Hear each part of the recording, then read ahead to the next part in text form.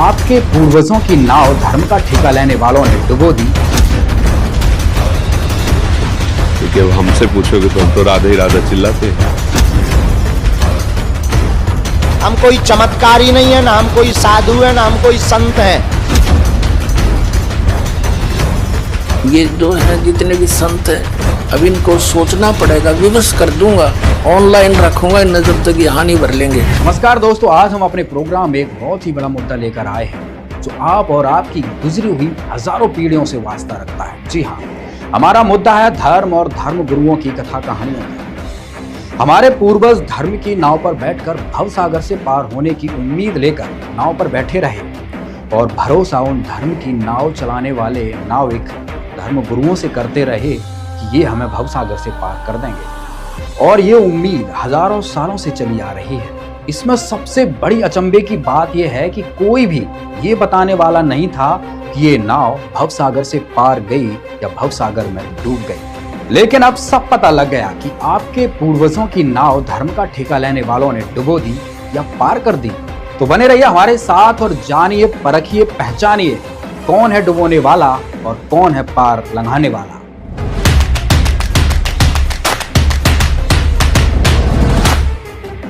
दोस्तों, यदि आपको बहुत सारे कथावाचकों और धर्म गुरुओं में से यह चुनाव करना हो कि कौन है जो धार्मिक शास्त्रों के अनुसार सत्संग कर रहा है और कौन है जो शास्त्रों में लिखी बातों को अनदेखा कर रहा है, मन मर्जी के किस्से कहानी सुनाकर साधकों का केवल और केवल मनोरंजन कर रहा है और उन भगवान की चाह रखने वाले साधकों का जीवन बर्बाद कर रहा है, तो आप किसको चुनेंगे?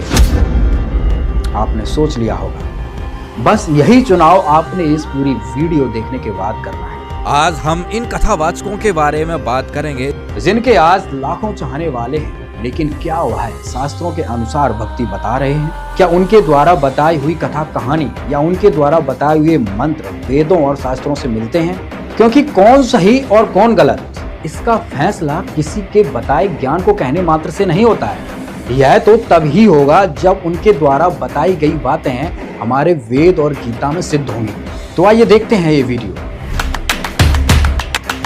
शंकर भगवान के भक्त अगर नाम जप करना हो तो किस नाम का जप कर सकते हैं? गुरु से पूछो, जो इस मार्ग का गुरु हो उससे पूछो। क्योंकि अब हमसे पूछोगे तो हम तो राधे ही राधा चिल्लाते हैं। हमारे पास तो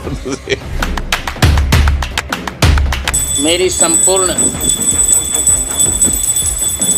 सनातन धर्मावलंबियों से प्रार्थना है कि वे निरंतर राम नाम का आश्रय लें।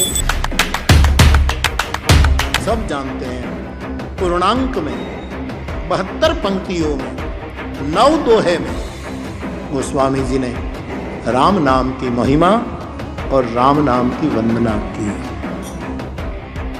महामंत्र है राम नाम, और आप डावाडोल हो कि किस नाम ले किस नाम ले, तो व्यासपीठ कहेगी सीधा सरल छोटा राम नाम लो, महामंत्र है। हरे राम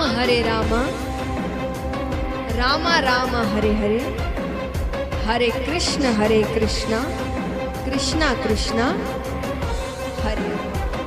सिर्फ इसी नाम जप से भगवान मिल जाएंगे। और तुम्हें क्या लगता है ये भगवान का नाम है? इससे बड़ा तो कोई श्लोक नहीं है, कोई स्तोत्र नहीं है, कोई वेद उपनिषद नहीं है इस नाम से बड़ा। और इसीलिए आपसे बार बार कह रहा हूं, ओम नमः शिवाय इस मंत्र का जाप खुद करो और अपने बच्चों से करवाओ। जाओ, जितने यहाँ विराजमान हैं, हम और आप शक्तियों को नहीं देख पा रहे, पर ये शक्तियां आपको देख पा रही हैं। जाओ, सबकी अलाय बलाय बालाजी के चरणों में बंध जावे। लेकिन रोज हनुमान चालीसा का पाठ कौन कौन पढ़ेगा? ओम बागेश्वराय नमः मंत्र का जाप। जाओ, आज से तुम्हारे घर पर बागेश्वर बालाजी की सेना पहुंच जावे। और कोई जो भी सुन लो, हम कोई चमत्कारी नहीं है, ना हम कोई साधु है, ना हम कोई संत है, हम एकदम उपद्री आदमी हैं। तो दोस्तों, देखा आपने वीडियो? दोस्तों, अगर ऐसे मंत्रों से दुख दूर हो जाएं और आपकी नाव भवसागर से पार हो जाए तो कल तो कोई भी कुछ भी मंत्र बना लेगा।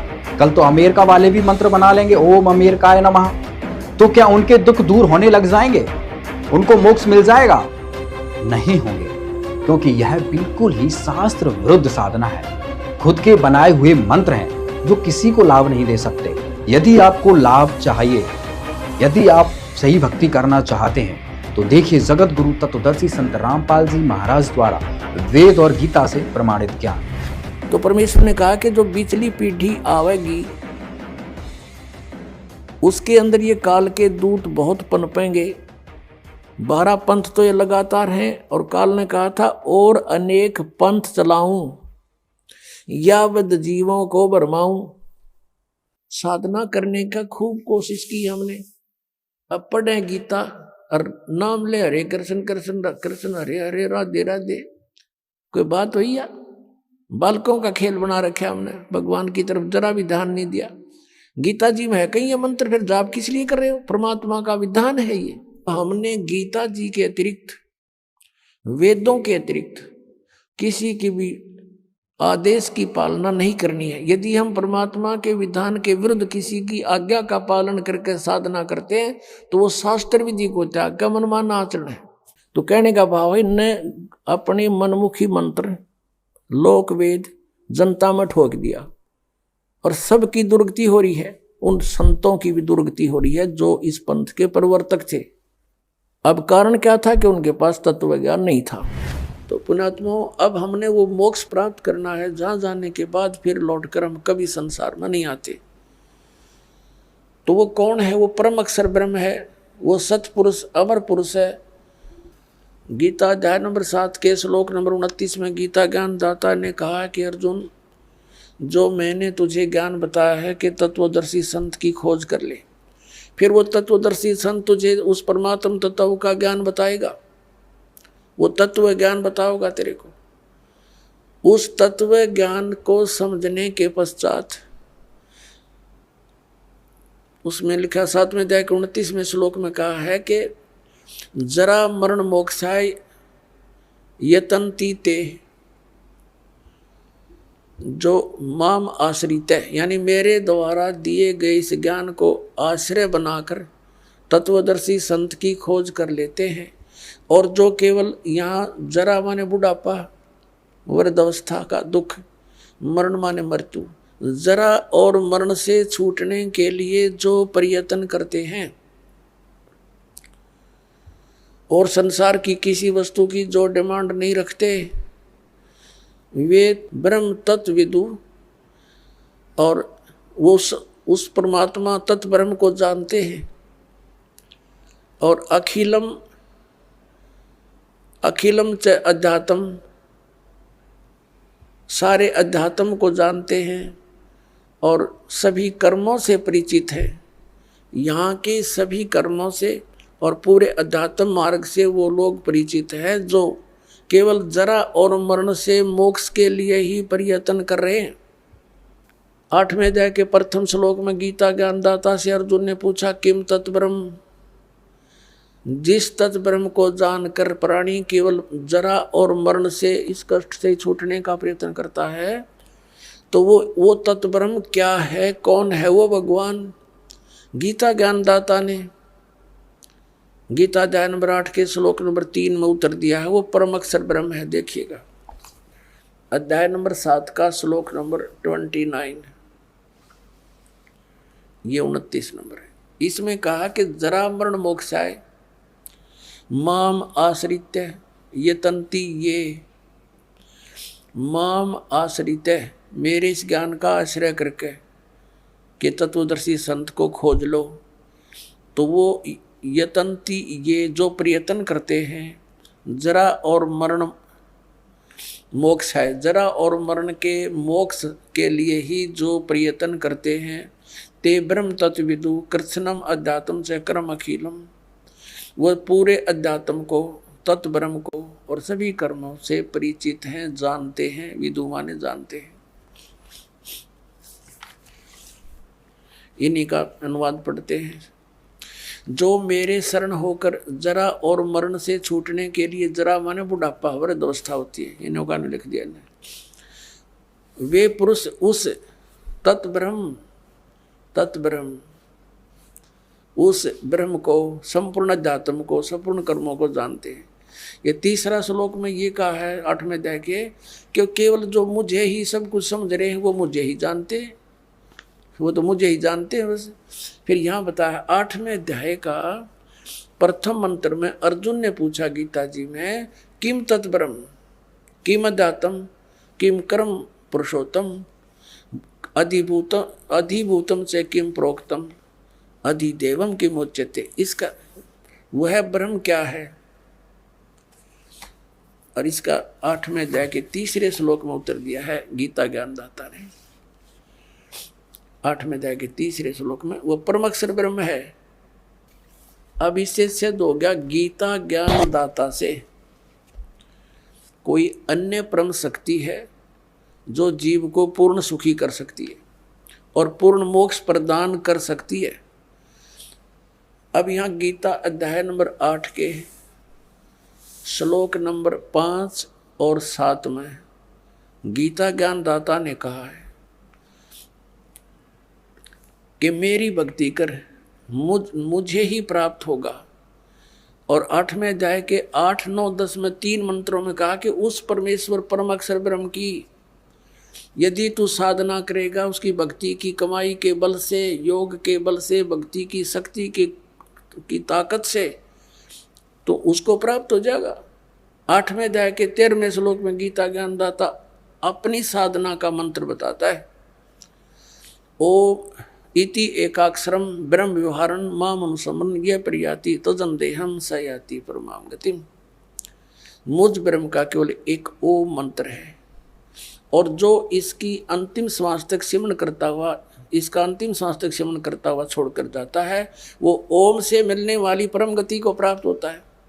ओम से मिलने वाली परम गति कौन सी है? ब्रह्मलोक।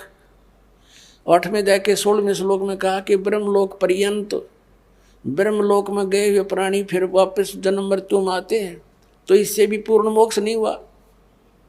जन्म मृत्यु का दीर्घ रोग कटा नहीं। फिर 17वें अध्याय के 23वें श्लोक में गीता ज्ञानदाता ने कहा है उस परम अक्षर ब्रह्म के पाने का, ओम तत्सदिति निर्देश ब्रह्मण तिर्विद समर्थ है। ब्रह्मण माने सच्चिदानंद घन ब्रह्म। देखिएगा 17वें अध्याय का 23वां श्लोक दिखाते हैं। अध्याय नंबर 17 और श्रीमद् भगवद गीता ये 23वां श्लोक है। ओम तत्सत इति निर्देश है ब्रह्मण तिर्विदय समर्थ है ब्राह्मणा तेन वेदा च यगा च विहिता पुरा। इसका समझ क्या है? ओम से ओम तत् तत् सत सत, ओम तत्सत ऐसे ये 3 प्रकार का ब्रह्मण माने सच्चिदानंद घन ब्रह्म का नाम कहा है। ब्रह्मण माने सच्चिदानंद घन ब्रह्म कर रहे हैं, यानी परम अक्षर ब्रह्म समझो इसको, परम अक्षर ब्रह्म का नाम है यो। अब हम फिर आते हैं वापस 8वें अध्याय के अध्याय नंबर 8 के ही वापस आ जाते हैं। ये देखिएगा 13वें श्लोक पे, ये देख 8वां अध्याय गीता जी का, और ये 13वां श्लोक यहाँ पर है 13वां। अब हम संस्कृत भी पढ़न जोगे हो गए, ऐसी बात नहीं, देवनागरी लिपि है या।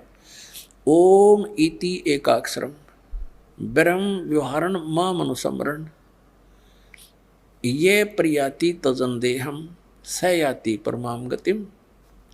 अब ये गीता ज्ञानदाता कहता है कि माम ब्रह्म, मुझ ब्रह्म का, ओम इति, ओम यह एकाक्षरम, एक अक्षर है, नथिंग एल्स, व्यवहारण अनुसमरण यानी उच्चारण करके सिमरण करता हुआ, यह याति तजन दे प्रियाति तजन दे, हम जो शरीर छोड़कर जाता है इसका सांस सुमरण करता हुआ, यह याति परमाम गतिम, वह परम गति को प्राप्त होता है।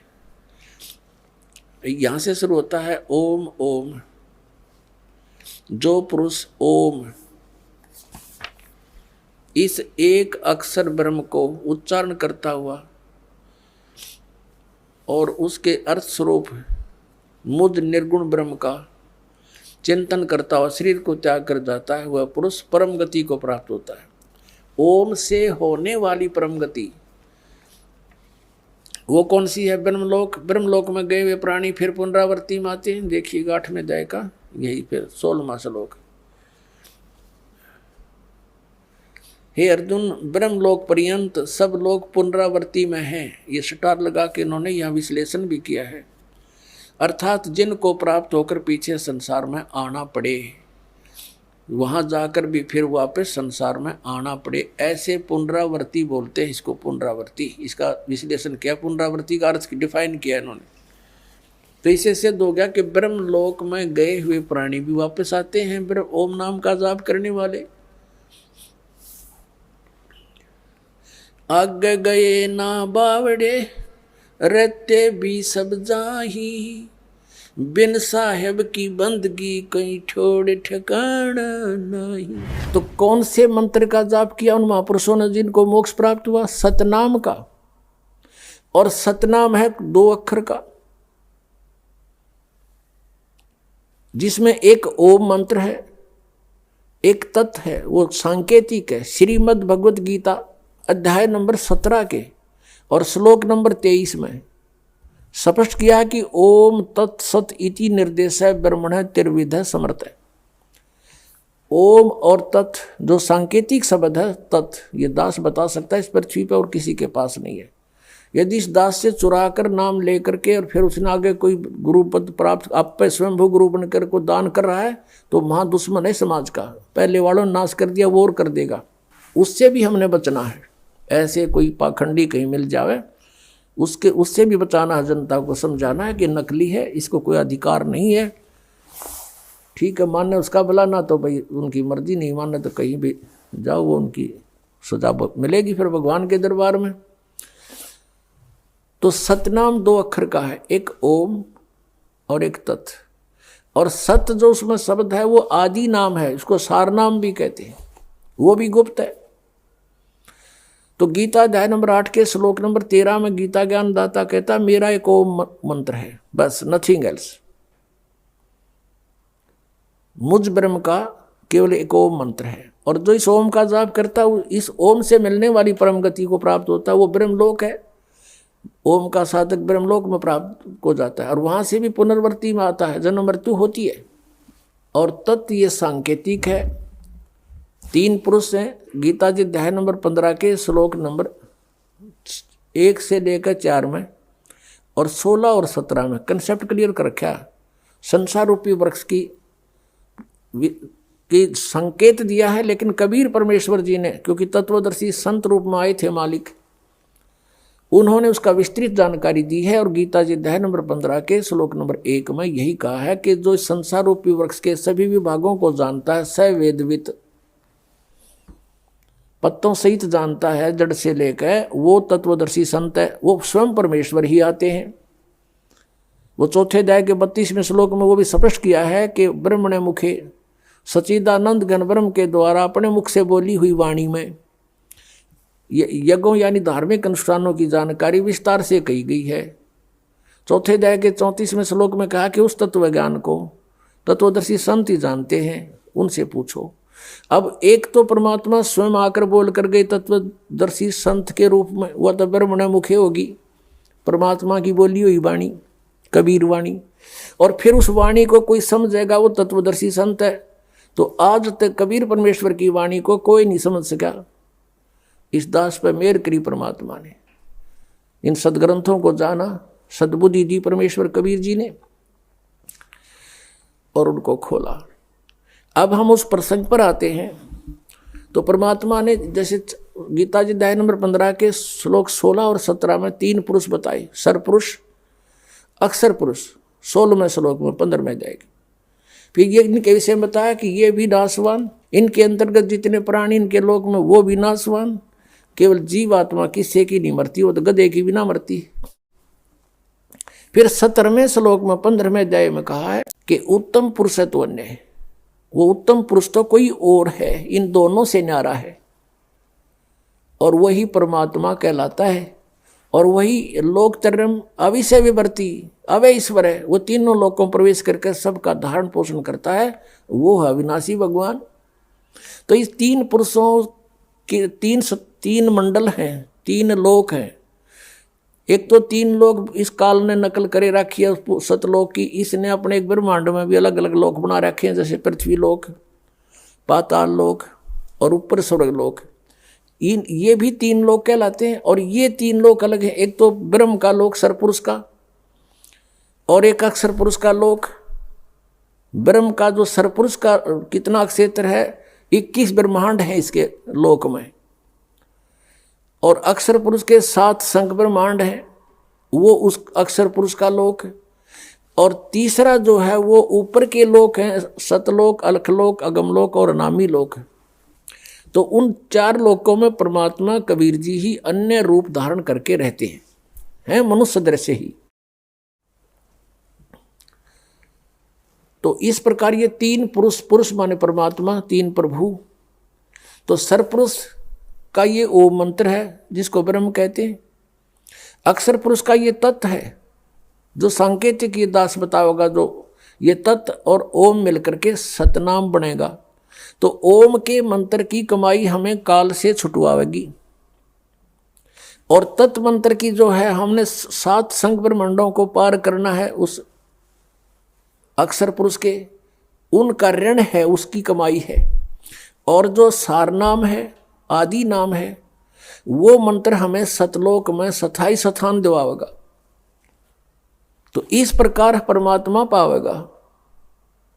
तो पुण्यात्मा दास का उद्देश्य है कि जब तक इनके ज्ञान और नाम साधना को आपके रूबरू ना करूंगा, तब तक आप सच्चाई से परिचित कैसे होगे। और जिन महापुरुषों ने मंत्र जाप करे वो भी आपको बताऊंगा कौन कौन से किए। यही सतनाम जो 2 अक्षर का आपको दिया जाता है, ये गुरु नानक देव जी ने जाप किया, यही मलुकदास साहिब जी ने जाप किया, यही श्री धर्मदास साहिब जी ने जाप किया, यही आदरणीय दादू साहिब जी ने जाप किया, यही आदरणीय गरीबदास साहिब जी ने जाप किया, जो परमात्मा ने सीधा आकर उनको नाम दिया। और ये गीसा दास साहिब जी ने जाप किया। ये 2 मंत्र का सतनाम है, जिसमें एक ओम है, एक तत्व आपको पता है जिसने सतनाम प्राप्त है। तो ये मंत्र है मोक्ष के। आदि नाम वो सार नाम है। इन 3 मंत्रों से जाप का आपका मोक्ष होगा। लेकिन इनमें ग्रुप बना दिया 2 अक्षर का, तो सतनाम हो गया, ओम और एक तत्व मिला के, तत्व अलग से है वो मंत्र। और सत भी अलग कोड वर्ड है, ये सांकेतिक शब्द है तत् सत। इनमें ओरिजिनल मंत्र कुछ और हैं जो दास बता सकता है। अब ये पिछले पुण्यकर्मी प्राणी थे जितने भी कभी परमात्मा के साथ रहे होंगे, जिनके पिछले संस्कार अच्छे थे, मोक्ष हुआ नहीं, आज वो गुरु पद पर बना दिए काल ने, और अज्ञान प्रचार की ड्यूटी ला दी, गलत नाम देने को उनकी सेवा दे दी। अब वो आप भी नरक में जाएंगे और जितने अनुयायी हैं वो भी नरक में जाएंगे। समझदार को थोड़ा सा संकेत देते हैं, वही काफी होगा। अकाल मूर्त शब्द स्वरूपी राम सतपुरुष, ये नाम हुए, ये तो एक परमात्मा की महिमा है। जैसे जल पानी नीर, जल पानी नीर। अब वो जल प्राप्त कैसे हो, वो विधि न्यारी है। हैंडपंप लगाना होगा तो वो जल पानी नीर जब मिलेगा, जल पानी नीर कहते रहो, नहीं मिलेगा। उसके लिए हैंडपंप के लिए जो प्रोसेस है, जो इंस्ट्रूमेंट चाहिए, वो सारे प्रयोग करने पड़ेंगे, औजार, तब वो मिलेगा। ऐसे ये सतनाम के जो मंत्र है, इसका श्वास उश्वास से सेवन करना होता है। 2 अक्षर का है ये। और ये जैसे बोकी मारते हैं जमीन में पानी निकालने के लिए, हैंडपंप लगाने के लिए, तो ये बोकी लगानी पड़ेगी सतनाम के मंत्र की, श्वास उश्वास की। एक मंत्र अंदर लेना है, दूसरा बाहर छोड़ना है। अब जैसे बोकी मारते हैं, जमीन से मिट्टी खोदी, वो बोकी से पाइप से एक यंत्र होता है पाइप जैसा, उसे मिट्टी बाहर डालते रहेंगे, सुराख बनता रहेगा और पाइप को नीचे डालते रहेंगे, वो पानी तक पहुंच जाएगी। ये काम है सतनाम का, यानी बोकी और पाइप का। जल तक पहुंच गई पाइप, लेकिन जल मिला कैसे, वो फिर हैंडपंप लगाना पड़ता है, उसको भी हिलाना पड़ता है, उसकी भी क्रिया है। तब वो हैंडपंप जो है वो सार नाम है, आदि नाम है। उससे फिर वो जल मिले, जल कहो चाहे नीर कहो चाहे पानी कहो, उसको सतपुरुष कहो, अकाल मूर्त कहो, शब्द स्वरूपी राम कहो, वो इस सतनाम रूपी इस प्रोसेस से मिलेगा। 2 अक्षर का नाम सतपुरुष ये है, ओम और तत् है। ओम तत्सत तीन पुरुष है, सरपुरुष, अक्षर पुरुष और परम अक्षर पुरुष। परम अक्षर पुरुष सतपुरुष है, पूर्ण परमात्मा है। तो ओम और तत् ये दो मंत्र मिलके तो सरपुरुष और अक्षर पुरुष की साधना है। और तीसरा मंत्र परमात्मा का सार नाम है जो सतलोक में स्थायी स्थान देगा, जिससे हैंडपंप समझो सार नाम। तो इसी प्रकार ये तीनों नाम जाप के हैं। आदि नाम भी जाप करने का है और सतनाम के दो अक्षर का भी नाम जाप करने का है। सन 1971 में इन्होंने एक भविष्यवाणी की है। किसने? श्री तुलसीदास साहेब मथुरा वाले जय गुरुदेव पंथ के प्रवर्तक ने। वो आपको उन्हीं की पुस्तक से पढ़कर सुनाते हैं। फिर आप बुद्धिमान हो, देखना वो किसके ऊपर खरी उतर रही है। एक पुस्तक है जय गुरुदेव की अमरवाणी भाग 2। जय गुरुदेव की अमरवाणी भाग 2। और ये कहाँ से छपी है? ये है शाकाहारी सदाचारी बाल संघ के से संकलित। प्रकाशक है दिव्या शर्मा, 88 साकेत कॉलोनी मथुरा से। मुद्रक है अर्जेंट प्रिंटर्स, पुराना बस स्टैंड मथुरा से। और ये है वो महात्मा, महान आत्मा। अब इनके ये हाथ भी गले पड़े हैं इस अतिथि में, आगे काफी एज्ड हो गए। अब ये परम संत तुलसीदास जी महाराज। अब ये श्रद्धालु तन्य हो गए, विश्व को शांति अब इन्हीं से मिलेगी। और ये क्या कहते हैं? ये इन्होंने ये ना समझा। अब इसके प्रश्न नंबर आपको 50 पे दिखाते हैं, ये देखिएगा। ये है प्रश्न नंबर 50। सहकारी पत्रिका 7 सितंबर 1971 में स्टेटमेंट दी है इन्होंने। 7 सितंबर 1971 में इनकी स्टेटमेंट प्रकाशित हुई है। क्या? किसकी? तुलसी साहिब जी की, तुलसीदास जी की। और ये इस ब्रैक इसमें बॉक्स के अंदर है, हम यहाँ से लेते हैं। वह अवतार जिसकी लोग प्रतीक्षा कर रहे हैं 20 वर्ष का हो चुका है। 7 सितंबर 1951 को वो 20 वर्ष का हो चुका है। इस दास रामपाल दास की डेट ऑफ बर्थ है 8 सितंबर 1951। 7 सितंबर को दास पूरा 20 वर्ष का हो चुका है और 8 सितंबर को 21वां वर्ष शुरू हो जाता है। 7 सितंबर 1971 को वो 20 वर्ष का हो चुका है। यदि उसका पता बता दूं, फिर पढ़ो। वह अवतार जिसकी लोग प्रतीक्षा कर रहे हैं 20 वर्ष का हो चुका है। यदि उसका पता बता दूं तो लोग पीछे पड़ जाएंगे। अभी ऊपर से आदेश बताने का नहीं हो रहा है। मैं समय का इंतज़ार कर रहा हूँ और सभी महात्माओं ने समय का इंतज़ार किया है। समय आते ही सबको सब कुछ मालूम हो जाएगा। अब पुण्यात्माओं, ये पुण्यकर्मी प्राणी था और सन 1954 से लेकर आज तक देखो कितने वर्ष हो गए इसको,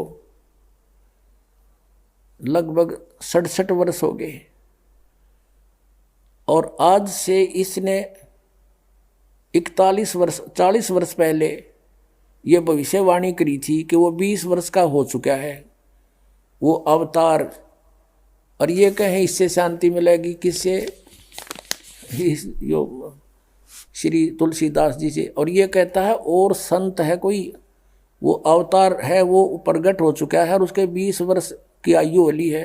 अब 59 पृष्ठ पर इसी के इस पत्रिका के 59 पृष्ठ पर दिखाते हैं आपको। 59 पर इन्होंने क्या भविष्यवाणी की है ये देखिएगा।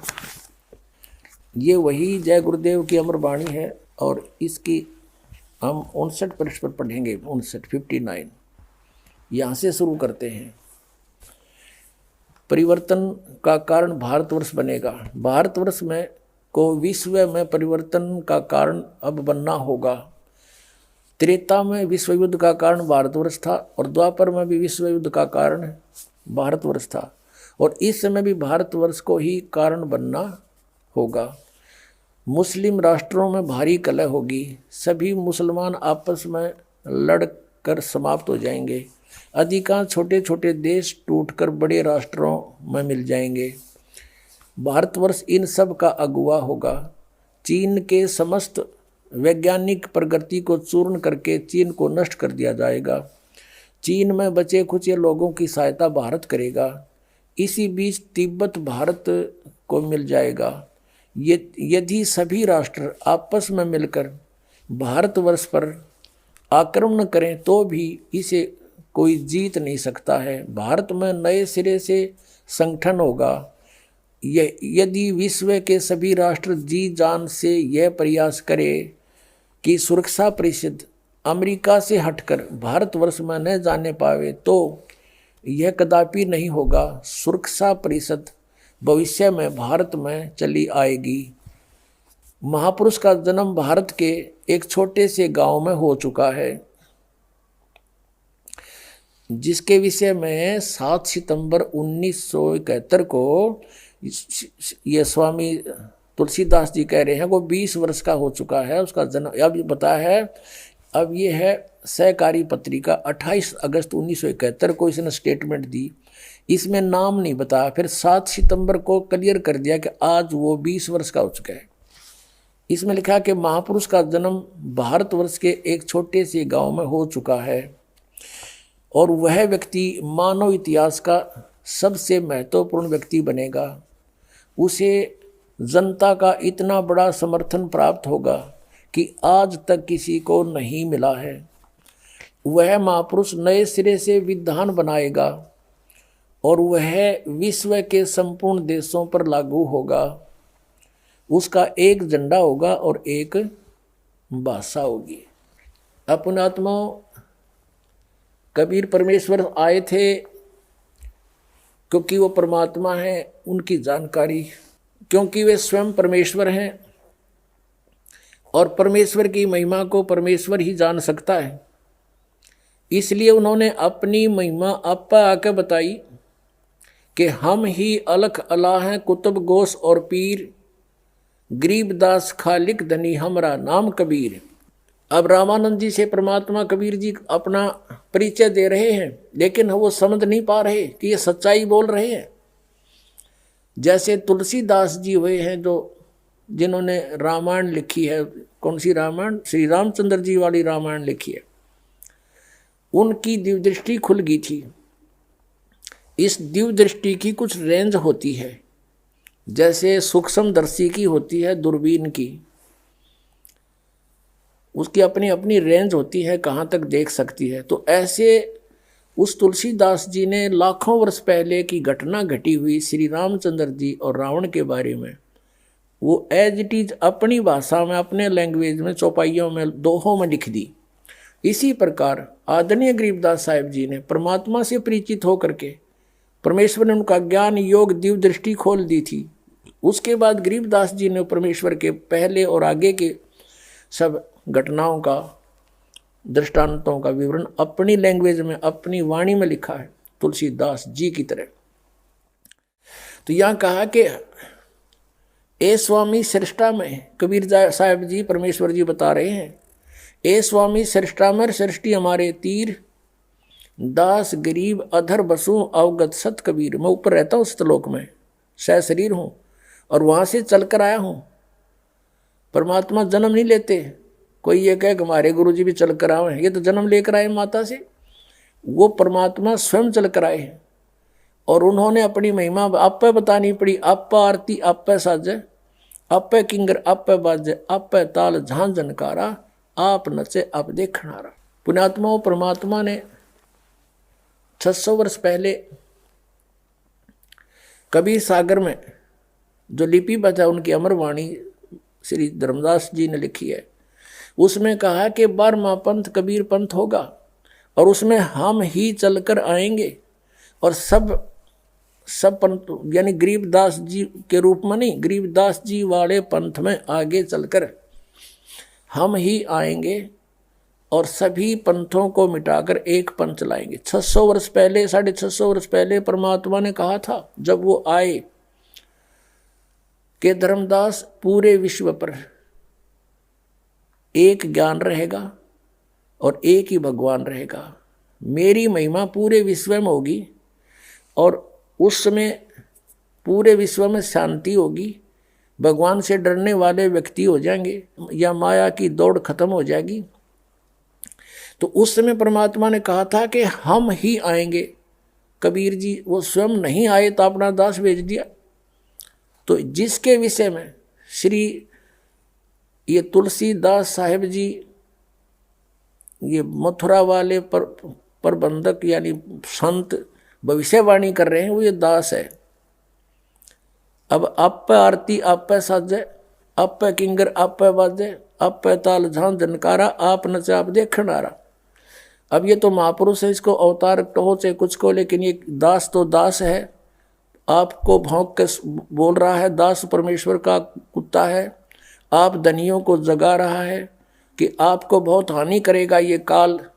ये संत भी भ्रमित हैं, ये पंथ भी भ्रमित है, इनका ज्ञान भी भ्रमित है, इनका नाम भी भ्रमित है। ये काल के जाल में दास की प्रार्थना है ये संत भी समझे, ये अपना कल्याण करवावें। बोलो सतगुरुदेव सत साहिब। तो दोस्तों अब आपने देखा संत रामपाल जी महाराज जी द्वारा बताए गए इन प्रमाणों से सिद्ध होता है कि गीता जी में ऐसे किसी मनमुखी मंत्र का जिक्र नहीं है जो ये कथावाचक जाप करने को देते हैं। इससे सिद्ध होता है कि सभी कथावाचक शास्त्र विरुद्ध भक्ति करवा रहे हैं। और वहीं संत रामपाल जी महाराज प्रमाण दिखाकर सही भक्ति का रास्ता बता रहे हैं। तो दोस्तों अब आप खुद समझ गए होंगे कि जिन मंत्रों का जाप हजारों सालों से हमारे पूर्वज करते आ रहे हैं, जिनका प्रमाण गीता और वेदों में तो है ही नहीं, तो फिर उनकी मुक्ति कैसे हुई? अब आप खुद विचार करिए कि आपके पूर्वजों की नाव तो इन्होंने डुबो ही दी, कम से कम अब अपनी नाव तो डूबने से बचा लो। अब क्या होगा पुण्यात्माओं, जैसे क्या बताया है कि शरण पड़े को गुरु संभाले, जान के बालक भोला रे, कहे कबीर तुम चरण चित राखो, ज्यों सुई में डोरा रे। ऐसा भेद संबंध बनाओ अपने गुरुदेव के प्रति, वो नकलियों के प्रति नहीं। नकली तो काल के दूत है, उन्हें तुरंत त्याग दो। कई भक्त चिंतित हो जाते हैं कि कहीं हम उन गुरुओं को छोड़ दें और कहीं हम हमारे ऊपर आपत्तियां ना आ जाए। आपत्ति तो उनके शरण में आऊंगी तुमने, उन्हें छोड़ दें तो जान बचेगी तुम्हारी। कबीर साहब गरीबदास जी कहते हैं झूठे गुरु का लीतर लावे और करते हैं काट घसीटे, इनके पीटे पाप नहीं है, इन निश्चय पीटे। पीछे घटिया ये गुरु है, ये अनमोल जी उनका नाश करने लग रहा, अपना भी आप श्रद्धालुओं को मिसगाइड करे। तो कबीर साहब कहते हैं झूठे गुरु के पक्ष को और तजत न लावे वार, और द्वार न पावे शब्द का वो भटके वार ही वार। फिर कहते हैं जब लग गुरु मिले नहीं साचा, तब गुरु करो, तब तक गुरु करो 10 पाँचा। जब तक सच्चा गुरु नहीं मिले तो कितने गुरु बदलने पड़े, उसमें पाप नहीं लाभ होगा। कहते गुरु की कबीर डूबे थे हम उबरे, गुरु की ज्ञान चमक, और बेड़ा देखा जर्जरा उतर चले फड़के। जैसे नौका टूटी ही और मझदार में जा रही हो, नीचे से पानी भरने लग रहा हो और साथ में कोई दूसरी ले जाकर खड़ी कर दे बिल्कुल ओके, और उसने कहा या डूबेगी भाई, देखिए पानी भरने लग रहा है इसमें, और आ जाओ इसमें। विकल्प कूद जाएंगे वो 1 सेकंड में, जो विकल्प नहीं हो तो डूबेंगे। और जब विकल्प खड़ा कर दिया कि या ठीक सर इसमें आ जाओ, और फिर भी ना दे, फिर तो वो भांग पिए बैठे हैं, घटनों पानी में भी बड़े हैं, फिर भी नौके ओके है। तो जो दास प्रमाण दिखा रहा है और ये नौका साथ में खड़ी कर दी कि ये है ओके इसमें आ जाओ, और यह सारी डूबेगी तुम्हारी, और अब भी उनको नहीं छोड़ रहे, उन्हें तो फिर नशा गणा हो रहा है, उनका क्या करें फिर हम। कबीर साहब कहते हैं कि ये चातुर पुरानी चोर हैं, इतना ज्ञान दास ने बता दिया, और उनकी दाख उनने तो कुछ ध्यान देना चाहिए। जो संत गुरु पद पर बैठे हैं, तुम क्या करने जा रहे हो, तुम्हारा ज्ञान फेल कर दिया। और फिर भी बोले आत्मा नहीं कहते भाई चलो वह भी आ जा, उन्होंने भी कह दे भाई बिल्कुल ठीक है, नहीं तो गलत बताओ मेरे ज्ञान को, मैं बार बार कह रहा हूँ ये गलत बताओ, गलत कह रहा हूँ, और गलत नहीं कह रहा तो स्वीकार करो, इन छोड़ दो परमात्मा के बच्चों ने, क्यों दुश्मन बने बैठे हो तुम।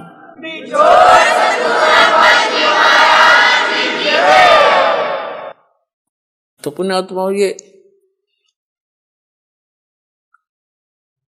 ये जो है जितने भी संत हैं, अब इनको सोचना पड़ेगा। विवश कर दूंगा, ऑनलाइन रखूंगा इन्हें जब तक यहाँ नहीं भर लेंगे। कहा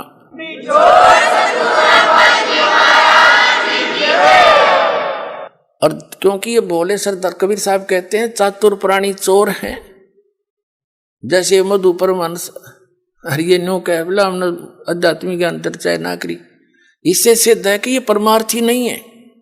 अगर ये संत होते तो रूपदास जी की तरह कह देते धर्मदास को कि बेटा जा अपना कल्याण करा ले, मेरे तो समझ में आती नहीं, और तुझे गुरु मिल गया है तो जा कल्याण करवा ले। तो उसने छोड़ दिया तो बोली आत्मा आ गया और कबीर साहब के चरणों में गिर गया। फिर तो पूछो मत, फिर तो सारी ये बात समझ में आ गई है, भगवान मेरा तो नाश हो जाता, मैं तो डूब गया था। बताया जीव कहाँ जाएंगे जो आपके शरण में नहीं आते।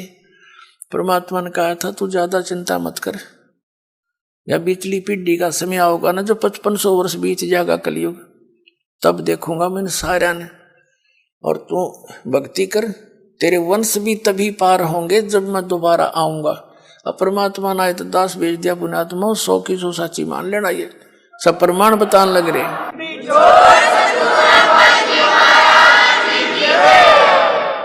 तो कबीर साहब कहते हैं चातुर प्राणी चोर हैं, मूड मुग्ध हैं ठोठ। इतने प्रमाण देख के भी जो मूर्खा के चिपके रहेंगे नकलियां के, कहते वो तो मूड मुग्ध हैं ठोठ, वो तो कति ओलंड हैं देसी भाषाओं का बौड़ी बूझ है। इतने प्रमाण देख के और फिर उनके बैठे उन सतगुरु मान रहे हैं, और फिर परमात्मा कहें जय वो फिर भी नहीं आते ना, हमने उनकी जरूरत भी नहीं है। चातुर प्राणी चोर हैं ये, मूड मुग्ध हैं ठोठ, और संतों के नहीं काम के उनको दो गलजोट, वो तो और दृढ़ कर दो उनको, मरे रहो वहीं पर। इतना ज्ञान समझ के भी ना मानते। तो पुण्यात्मा प्रसंग चल रहा था कि कर लो गुरु वकील मुकदमा भारी है। बहुत सबसे खतरनाक केस यू है आपका इस सृष्टि में कोई है तो आप काल की जेल में बंद हैं, और ये सिर्फ काल की खुली जेल है। आप ही से बच्चे पैदा करवा कर आपको एक और बंधन में बांध रहा है, और अपना करो धंधा रखाओ हैं और मर जाओ, फिर गधे बन जाओ। दूसरी जेल, वो कठिन जेल में भेज दिया। तो कहने का भाव ये है कि अब आपको ये दास वकील मिल गया इस पृथ्वी पर, दूसरा वकील इस वकालत करनिया नहीं है इस काल के साथ में। और अब आप सभी ने ये वकील करना पड़ेगा, पूरे विश्व ने।